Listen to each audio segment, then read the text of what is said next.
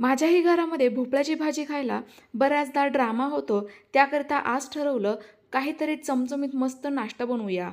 त्याकरिता भोपळा थोडासा जाड किसणीने किसून घेतला. आता यामध्ये टाकूयात मिरची, लसूण आणि जिऱ्याचं वाटण, पाव चमचा हळद, चवीनुसार मीठ, 2 चमचे साखर आणि अर्ध्या लिंबाचा रस. सोबतच 1 कप ज्वारीचं पीठ, अर्धा कप बेसन पीठ आणि पाव कप जाड रवा टाकलाय. संपूर्ण साहित्य छान असं एकत्र करून घेतलं.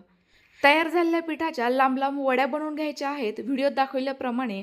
या वड्या तेल लावल्या चाळणीत ठेवल्या जेणेकरून या वाफवता येतील. या वड्या छान अशा वाफवून झाल्यानंतर थंड करून घेतल्या आणि नंतर छोट्या छोट्या तुकड्यांमध्ये कट करून घेतल्या.